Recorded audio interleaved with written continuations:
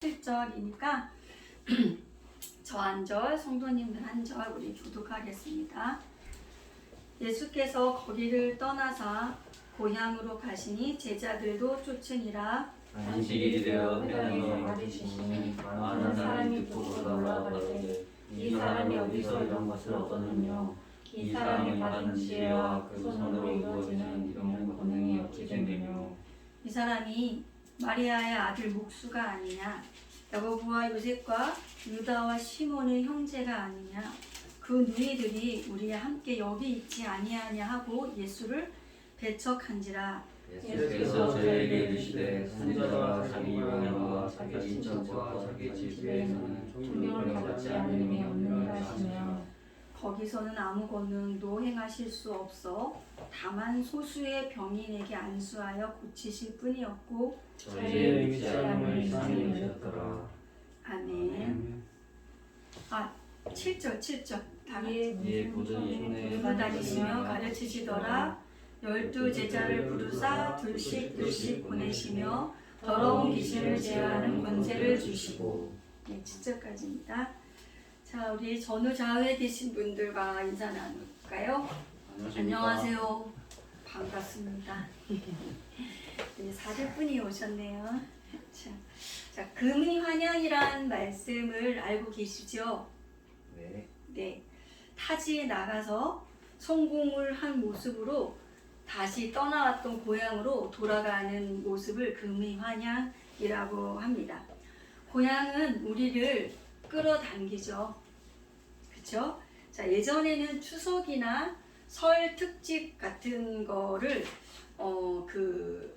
명절 때가 되면 TV에서 온 가족이 모였을 때 같이 보라고 그때를 위해서 특별 제작된 드라마들을 종종 볼 수 있었어요. 근데 그걸 보면 주요 레파토리가 뭐였냐면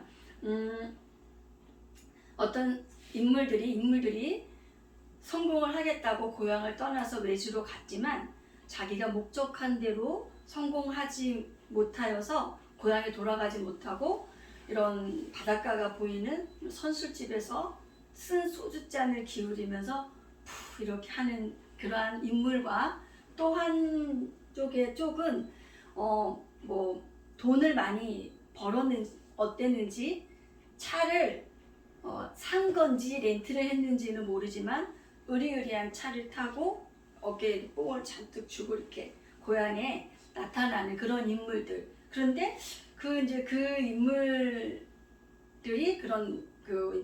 거기서 사연을 풀어내고 그래도 결국은 이 드라마의 결국은 성공을 한 사람이든 성공을 흉내낸 사람이든 진짜 성공을 한 사람이든 간에 이 고향은 그들을 모두 품어주고 안아주는 모습으로 결론들을 맺는 그런 드라마들이 있었습니다.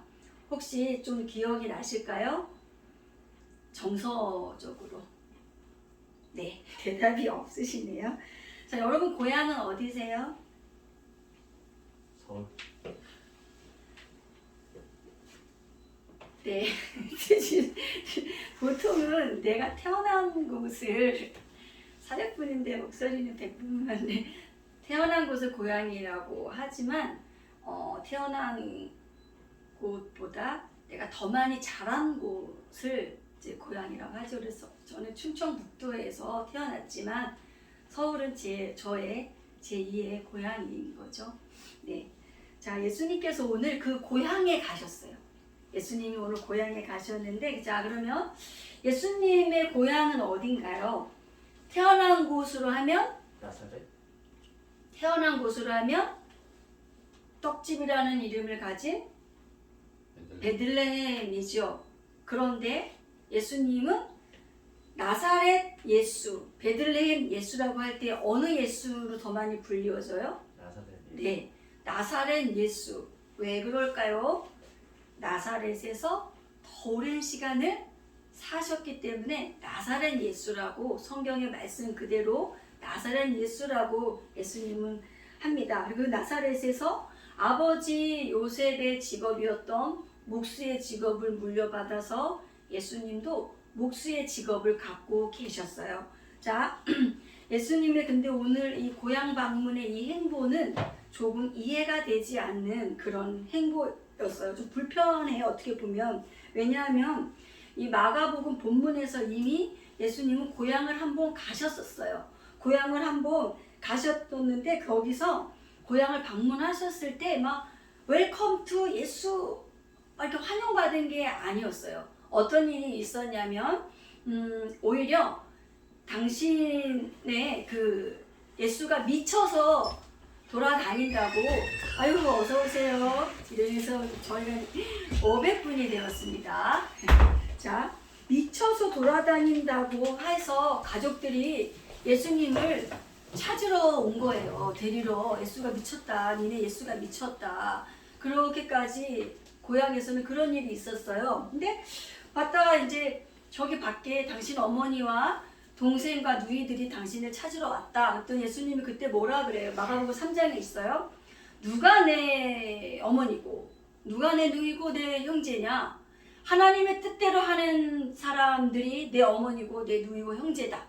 했던 거 기억나죠? 네, 그랬습니다. 그러면서 새로운 이제 예수 안에서 새로운 가족의 형태를 말씀해 주셨죠. 한마디로 예수님은 고향을 방문하셔서 재미를 보시거나 한 게 아무것도 없어요. 고향에 가셔서 아마 오히려 상처만 받고 오셨을 거예요. 상처만.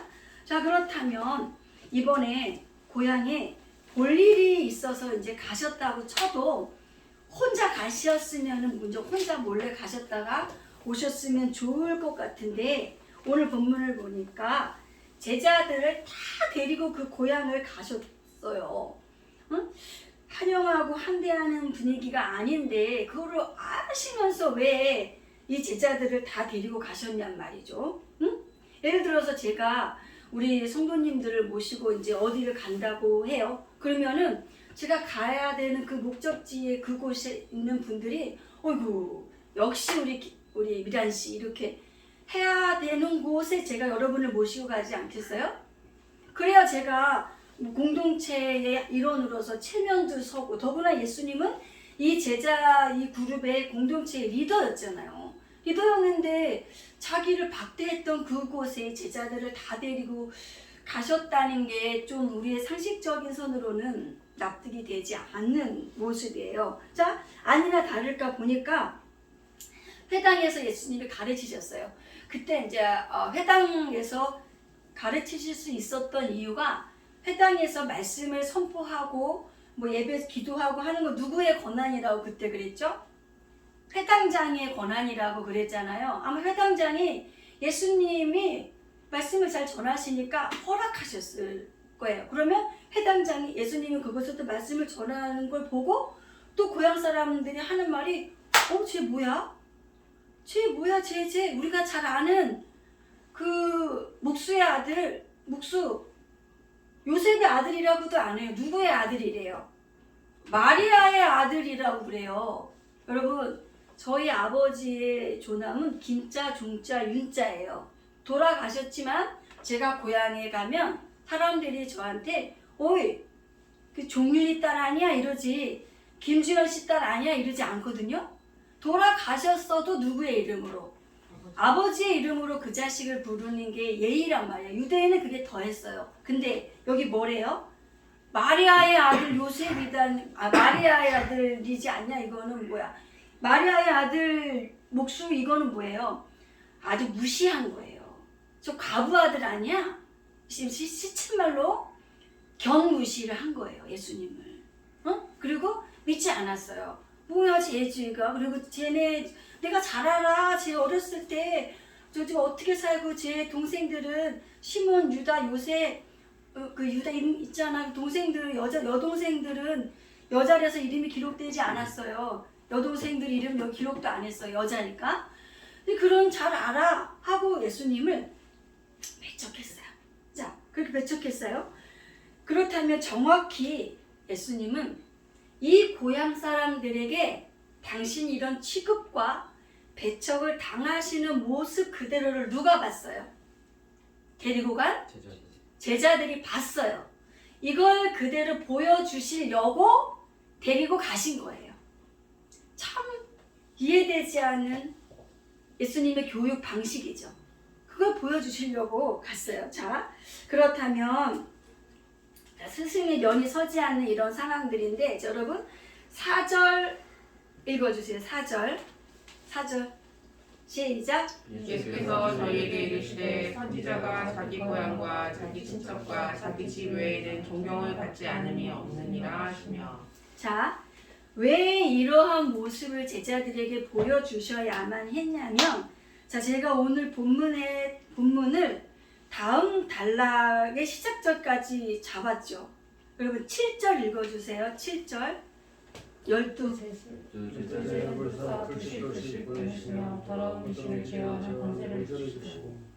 자, 3장에서 혼자 가셨을 때는, 고향에 혼자 가셨을 때는 12명의 제자를 다 선택하신 상황이 아니었어요. 근데 이제 이 12명의 제자를 다 불러내셨어요. 자, 이 12명의 제자는 무엇을 상징해요? 이스라엘 전체를 상징하고 또 오늘날의 교회 공동체를 상징합니다. 이 12는 지금으로 말하면 교회 공동체예요. 그 12를 다 택하셔서 이제 7절에 보니까 뭐가 있던 거예요? 둘씩 짝을 지어서 세상으로 보내시죠. 네, 바로 여기에요. 그 세상으로 보내시기 전에 고향을 일부러 찾아가신 거예요. 세상 바로 이 모습을 똑똑히 보라고. 자, 뭐야? 그러면 복음을 전하면 무시당하고 조롱받고 배척받는 거네? 아이, 그럼 나 복음 전하지 말아야지. 이렇게 생각할 수도 있겠죠. 그렇죠? 뻔한 이러니까. 자, 근데 여러분 볼까요? 사도행전 20장을 보게 되면 안 찾으셔도 돼요. 사도행전 20장을 보게 되면 바울 선생이 이제 예루살렘을 올라가겠다고 했어요. 예루살렘으로 가겠다고 했을 때 어떤 여자 선지자에게 하나님께서 환상을 보여주셨어요. 어떤 환상이냐면 예루살렘에 올라가면 핍박과 환난과 바울이 결박당하는 그 환상을 그 여선지자에게 보여주셨어요. 그래서 사람들이 바울 선생이 이런 걸로 봐서 가시면 안 됩니다. 예루살렘에 올라가지 마세요. 가시면 반드시 이런 일이 있으니까 하나님께서 이 선지자님을 통해서 이런 환상을 보여주신 거예요. 가지 마세요. 예루살렘 가지 마세요. 할 수 있겠죠.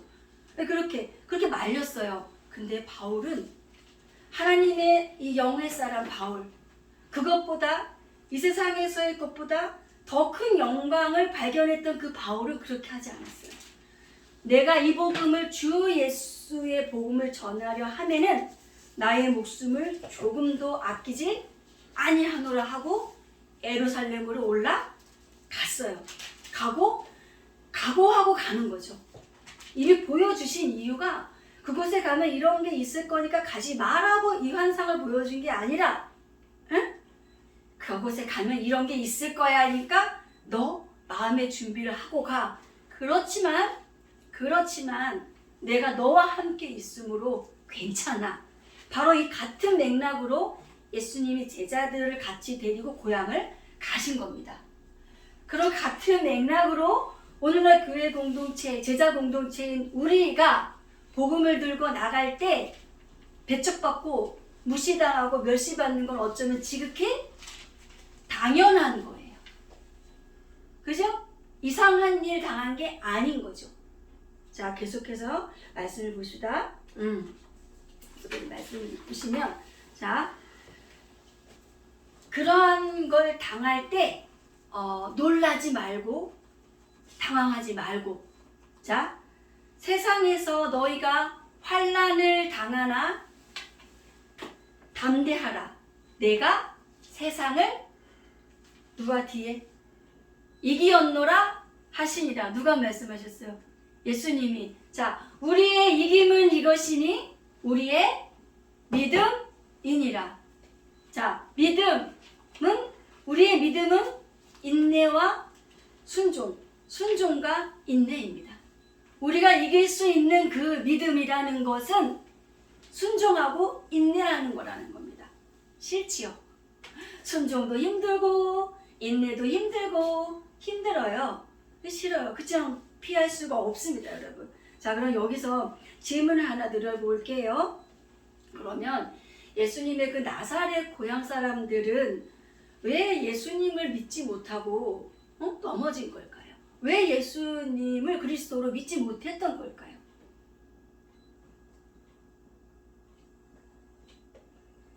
잘 안다고 생각했어요. 내가 저 사람 예수를, 저 집안을 내가 너무 잘 알아.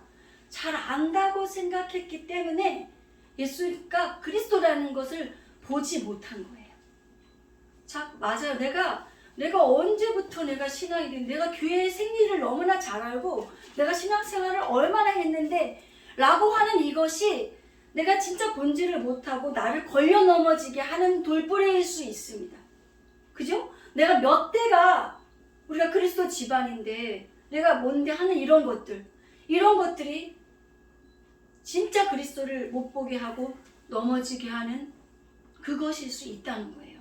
이 사람들은 너무 저 집안에 대해서 잘 안다고 하는 그것 때문에 진짜 그리스도이신 예수를 보지 못하고 넘어졌어요. 자, 그로 인해서 믿지 못하는 불신앙. 불신앙은 죄. 죄 중에 가장 큰 죄는 믿지 않는 죄. 믿지 않는 죄가 제일 큰 죄라고 하셨잖아요. 오죽하면 예수님께서도 그러셨잖아요. 나로 인해서 실족하지 않는 자는 복이 있다고. 예수님으로 인해서 넘어진 사람들이 많다는 거예요. 예수님의 겉모습을 보고, 예수님의 출생 신분을 보고, 예수님의 집안을 보고 넘어진 사람들, 실족한 사람들, 그렇지 않는 사람들은 복이 있다, 구원이다, 이런 말씀이겠죠. 자, 고향, 친척, 집, 이 영역은 인간에게 있어서 우리가 비빌 언덕이 되고 이 거친 세상에서 그나마 위안이 되는 그런 영역 아니겠어요? 그렇죠? 고향, 친척, 집, 그렇죠? 근데 과연 현실은 어때요? 그렇지 못하는 그렇지 못하는 경우가 많지요. 네, 많아요. 자, 근데 저 갈대아 우르에서 우상을 만들던 아버지의 아들로 태어났던 사람 아브라함에게 하나님께서 뭐라고 하세요? 일찍이 본토와, 고향이에요. 본토와 친척과 아비집을 떠나 내가 지시할 땅으로 가라. 자, 라고 말씀하셨어요. 하나님의 자녀로 택함을 입은 주의 자녀들의 이제 삶의 방식은 고향, 친척, 아비집을 의지하고 그걸 기반으로 살아가는 삶이 아니라는 거예요. 자, 창세기 12장 1절 가볼게요. 창세기 12장 1절. 여러분이 좀 졸려하시는 것 같아서 제가 저만 읽으려고 하다가 제가 깊은 배려를 해서 창세기 12장 1절 찾아보도록 하겠습니다. 다 찾으셨어요? 네. 이쁘게 다 같이 합독해 주세요. 시작. 여호와께서 아브라함에게 이르시되 너는 너의 본토 친척 아비집을 떠나 내가 내게 지시할 땅으로 가라. 아멘. 자, 창세기 12장 1절을 보니까 여러분, 내가 너에게 지시한 땅이에요? 지시할 땅이에요? 네, 맞아요. 지시할 땅입니다. 만약에 하나님께서 아브라함에게 내가 내게 지시한 땅이라고 어떤 땅인지 목적지를 정해주셨다면 다른 거 다 보지 않고 앞뒤도 안 보고 그 목적지 땅만 향해서 갔을 거예요. 그죠? 그 땅이 목적인 거죠. 그러나 지시할 땅이죠. 그것은 지시하실 누구? 하나님에게 집중하지 않으면 그 땅을 도달할 수가 없어요. 우리의 삶의 과정이 이래요. 우리는 구원을 받았어요. 구원 받았다고 우리의 삶의 구원의 삶이 완성된 건 아니죠. 그렇죠. 아니죠. 그렇지만 우리에게 그곳을 지시하실 그 하나님에게 집중해서 말씀하실 그분께 집중해서 안테나를 열고 인도함을 받고 가는 거예요. 그것이 성도의 삶입니다. 그래서 그곳에 닿을 때까지 하나님과 나와의 이 관계 속에서 무수한 삶의 스토리를 만들어내는 거죠. 도착할 그 땅보다 더 하나님이 중요하게 여기시고 갖고 싶어 하시는 건 여기부터 저기 그 도착할 땅 거기까지 주님과 나와의 함께 거기까지 가는 과정 속에서 성도들과 하나님과 이 씨름하듯 세상과 씨름하듯 이 가는 그 과정 속에서 하나님과 함께 엮어가는 삶의 스토리예요. 지지고 볶고 중내 사네 못 사네 때로는 나의 주저앉아 있었던 내 모습까지도 여러분 내가 실패하고 좌절하고 실수한 그 모습은 하나님께 드려지면 안 되나요? 아니에요. 우리의 어떤 모습 그대로 다 하나님이 함께 하는 거예요. 우리가 일이 잘 안 되고 속상하고 막히고 하면은 어디로 나와요? 하나님께 나와서 원망하죠. 불평하죠. 그게 봐도 구원받았다는 가장 확실한 증거예요. 자식이니까 거기 나온 거고 하나님 아버지니까 나와서 그 불평하는 거예요. 그래야 돼요. 구원받았다는 가장 확실한 증거일 수 있습니다. 내가 주님께 나와서 그렇게 하는 게. 그 관계잖아요. 애들이 어때요? 내가 엄마니까 기승전 다 누구 탓해요?